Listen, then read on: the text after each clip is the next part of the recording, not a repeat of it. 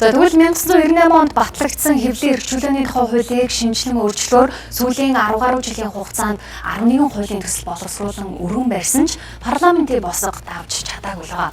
Тэгвэл эрх хаврын чуулганаар хилцэгдэх хэвлэлийн эрх чөлөөний тухай хуулийн шинжилсэн найруулгын талаар мэргэжилтнүүд дараах байр суурийг илэрхийлж байна.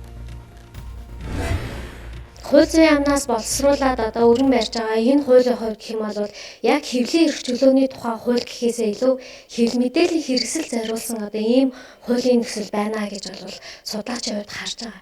Угтаа бол хэвлэлийн эрх чөлөө гэдэг чинь зөвхөн сэтгүүлч хэвлэл мэдээллийн хэрэгсэлтэй холбоотой асуудал ерөөсөө биш. Энэ бол хүний үзэл бодлоо илэрхийлэх хэвлэл нийтлэгтэй холбоотой хүний эрхийн асуудал байдаг.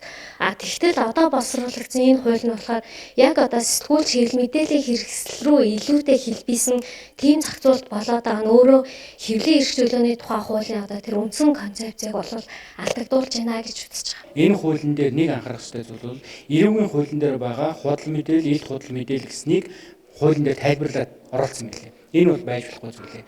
Бид хэвлэлийн эрх чөлөөний тухай хууль гэдэг маань хэвлэлийн энэ эрх чөлөөг хамгаалах ёстой, хэвлэл мэдээллийн хэрэгслийн нийт энэ салбарын бэхжүүлэх ёстой хууль байх ёстой болохоос эрүүгийн хууль нийцүүлж бичигдэх ёстой гэсэн ийм байр суурийг илэрхийлмээр байна. Юу гэхээр худал мэдээлэл, илт худал мэдээлэл гэдэг өөрөө хэвлэлийн явцсан ойлголт тийм ээ. Тэрхий явцсан ойлголт. Одоо жишээ нь чамаа хар цанцтай над дээр ирсэн гэдээ хэлжүүл би худал мэдээлэлсэн. Гэхдээ эндээс гарах хохирол нь ямар байх вэ гэдэг ийм зүйл байгаа учраас энийг арай өөрөөр томьёолох гэдэг юм уу. Ийм зүйл рүү орох ёстой гэсэн ийм бодол байдаг. За хамгийн гол тулгамдж байгаа асуудал бол энэ